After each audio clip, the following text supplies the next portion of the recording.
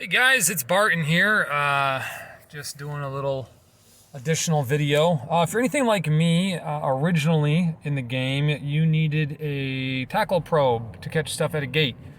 Highest scan resolution in the game, put a couple extra targeting rigs on it, and you can catch pretty much anything but magnate.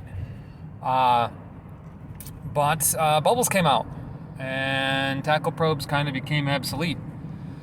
So I was going to go ahead and show what you can do with yours to be able to help out at future gate camps and be able to take on things that are potentially a little bit bigger than you would expect to be able to handle. First, let's take a look at probes real fast. So Minmatar tree, it is a Tech 5 probe covert ops, and we'll kind of come down here and grab some goodies. So roll bonus obviously means that it can fit a covert ops cloaking device. You can see their frigate defense upgrade bonus per level is 7.5% scan resolution and +1 scan strength, which means that at full 5 frigate defense you have a 37.5 scan resolution upgrade. Frigate command gives you -4% signature radius. So that means that it's a full-on 20% reduction to your SIG radius, as well as a 5% increase to your cargo hold per level for 25 total. Attributes and fittings. It's pretty straightforward here with the exploration frigates. You can see 603 shield, 537 armor, and 476 structure. If we scroll down a little bit, the signature radius of this ship normally is 25.7 meters, scan resolution at 826, and you'll see the flight velocity is 6 AU. Inertial modifier is actually kind of high, and so is the weight of this. Kind of doubles as a small scale hauler, and so there is a little bit of weight there, which means it does have a little bit of a harder time keeping a tight orbit. So we've got all that said and done. Let me show you what I turned mine into. So, come in here and look at this craziness. Now, I am a Condor pilot, so I have small missile skills. This doesn't actually get any bonuses to any weapon type, so you can pretty much put whatever weapon type you want on it. You can see I've got torpedoes on there for close range combat.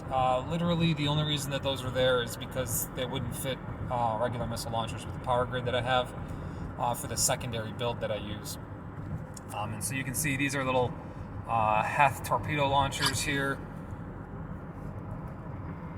So a little bit of DPS on that. Missile range is 6.64 with the skills that I have. And so that'll give us, we'll have to be pretty much tight on the orbit for those to work. The total reason that this becomes beneficial is the sensor dampeners. So you can see scan resolution adjustment -38.4. Now this is one of those that does have a penalty if you apply 2, which means the secondary one that we have on here, which is a Mark 7 as well, is going to apply pretty much the same thing divided by 2. So you're looking at basically around 19 additional. And so that's going to put us at around a 50% reduction on the scan resolution for whatever this is applied to. Also, key points here, optimal range on those, 25.8 is the optimal range on a sensor dampener with the accuracy fall off of 43. So within our first accuracy fall off, we are looking at 68, 69, almost 70 kilometers that you'll be able to effectively utilize these on. Now, I'm not trying to do this from that far away. I'm trying to do this like right up in someone's face, but it's just a good thing to know. I have an afterburner on. You can see Federation Navy small. It's just honestly what I had laying around. With the idea that if somebody gets stuck in the bubble, I would then be able to orbit them at 0 at something faster than 600. So that way I can try and increase my transversal to not get hit. Currently, I have a Mark V Covert Ops cloak. I also swapped that out with a Trapper's small shield extender, depending on the engagement. The cloak right now was just because we started off by doing a hidden bubble camp. And then if you're going to be doing one where you're going to be exposed the whole time, obviously you don't need the cloak, and that's going to double your scan resolution as well. And then lastly is the small capacitor battery. The only reason that's on there is just so I can have cap stability, which you can see that I'm there, which means I can just basically run those dampeners on whatever 100% of the time with no concerns. Rigs.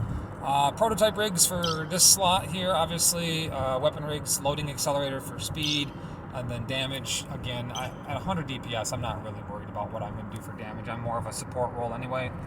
And then I have 2 targeting system rigs. So with that being said, I have a 1100 scan resolution with the cloak on. Obviously, with it off, it's end up being closer to 2200. Here, we'll double check it real fast. Oops. So if I unfit, come on, work with me. There we go. So if I unfit that, you'll see 2005 was the amount of scan resolution I had. This was obviously a great tackle probe before bubbles became a thing, and then it just became a hauler because I didn't have a clue what I was going to do with it once the bubbles came out. Alright, so we have that all said and done. You can see my offense is a whopping 100 DPS. Defense is sitting around 2494, and capacitor is stable to be able to run the dampeners the entire time that I'm engaged. And then obviously navigation here, I am going to be flying at 664 plus an afterburner. So the idea is this is going to be able to target and lock first. And so because it's able to target and lock first, I am able to apply the sensor dampeners on it almost immediately. And in doing that, it's going to prevent that from being able to lock other items. So if you've got a frigate gang or anything else along those lines that's already got a long time to acquire lock because of a small signature radius, then this is going to just increase that. The other thing that I wanted to point out here is because of the ship bonuses, you'll notice my actual signature radius is 21 meters. A pod is like 22 and a half or 23. So this probe's signature radius is actually smaller than a pod. And if you've ever tried to shoot a pod at 0 in anything other than a close range fit frigate, you will realize how embarrassing that is. And so if I'm orbiting at 0 at 16 or at 12, 1300, and my signature radius is 2100, I should be able to speed tank relatively easily everything except for missiles. Obviously missiles will suck, but that's a different story. So this is the fit. Now let's see if we can't go help out with the camp somewhere and show it in action. All right, scouts tell us that we've got a Talos coming.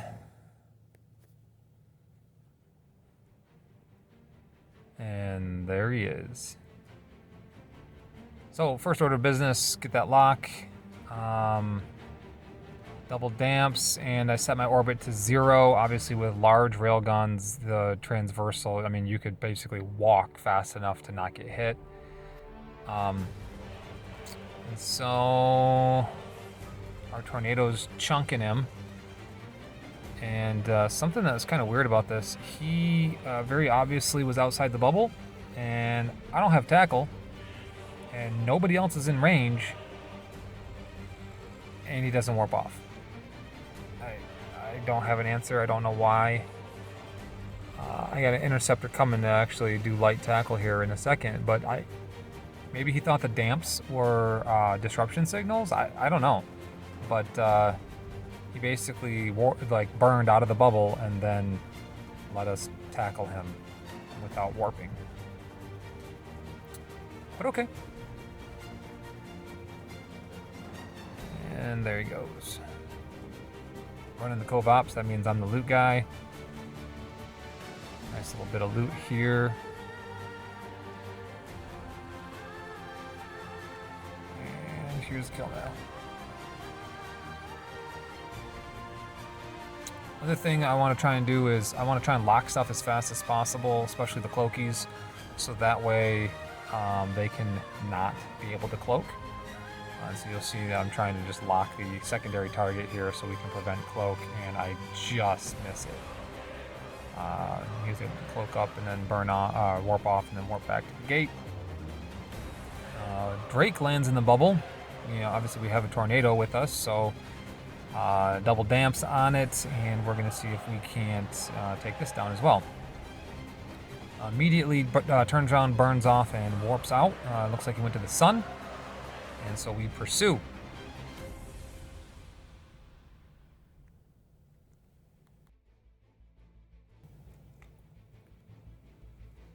All right. Missiles always suck for frigates, so hopefully he's not rapid fit. So double damps on him. I'm orbiting again at 0. And oh my goodness. That hurts. Looks like we might be losing the double damp probe. I'm just trying to burn off to disengage here. And crazy enough, he obviously takes out the interceptor, but he's able to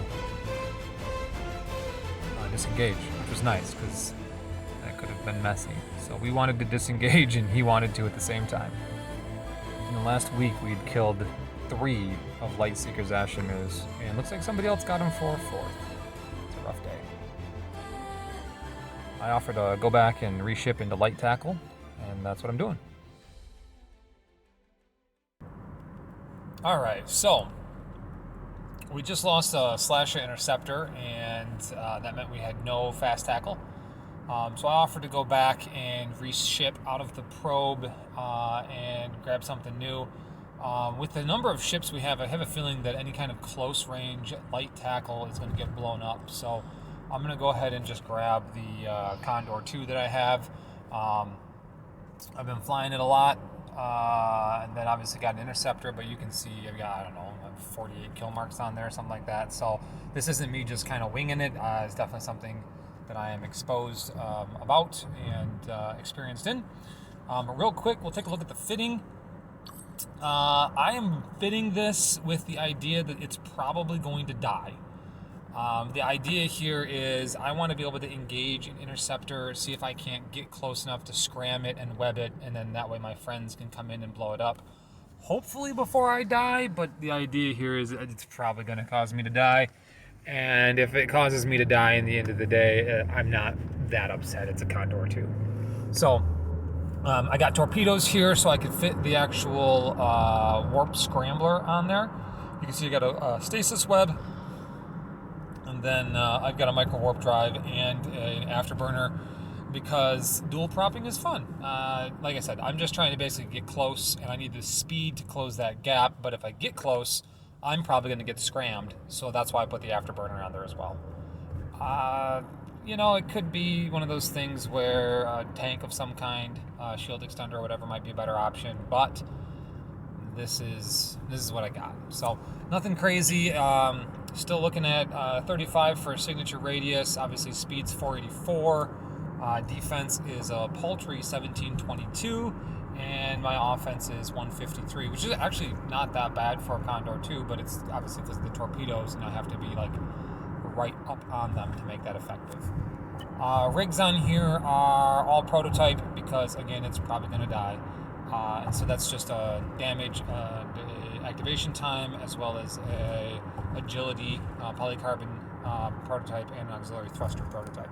So, all right, so making my way back now.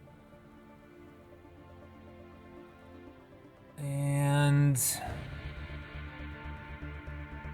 our SFI was tackled, and so I jumped in to grab the executioner interceptor, and he warped off, so I grabbed the SFI instead that was getting him. And you can see here, I mean, 438 every tick isn't terrible, but the real point of this is that I'm trying to tackle stuff. I lock the slasher, and then the executioner comes back, and I lock him as well. Both of the frigates were on me, trying to free the stabber. And so you can see I switch my tackle over to that executioner until the interdictor can come in and grab him. I do lose the ship, but I still get the kill. So I'll trade that. Trade a 117,000 stabber fleet issue for my little tiny $14 million Condor 2. You can see I'm going back to reship for a third time. I guess it'd be a second time, third ship.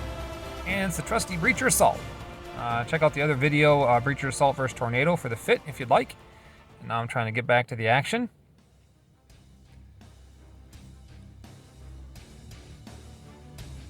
And you can see we got a magnate here. I don't know for sure if I decloaked it or exactly how that worked, but anyways, it got decloaked somehow and blew it up, sent some pods home real fast.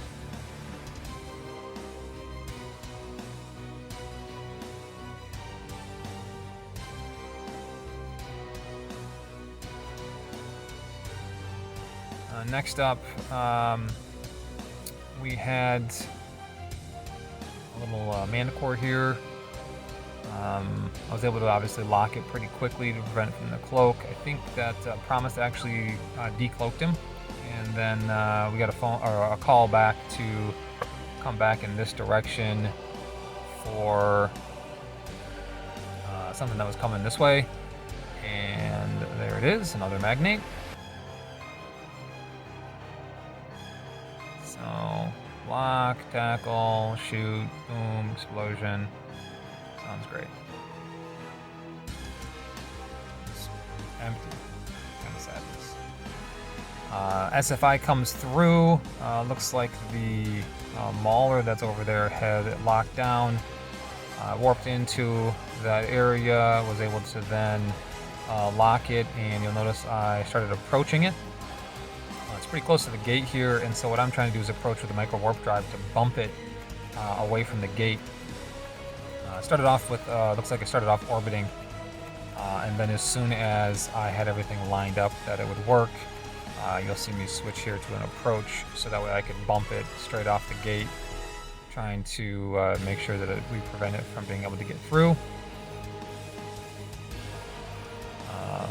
I obviously leave and approach it again. Chewing away at it. Got a couple extenders that he just threw on, trying to live. He's hitting me, but again with that medium shield booster, it doesn't have that same effect that he's anticipating it's going to. I do get disrupted and scrammed, which is never fun, but there's enough people there I decide to just disengage real fast and then go back to orbiting, and we got the kill. And here's another Vexor Navy issue. Same thing, lands in the bubble. I started my orbit immediately. I'd already had it preset, so I'm orbiting around 18 to 19 kilometers. And you can kind of see here, we chew through this guy pretty fast.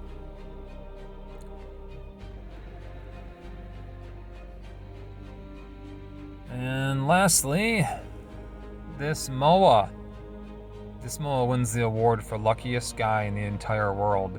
So we've got tornadoes bombing it. We've got all these people jumping in. I get stuck in this little drag bubble from our own people.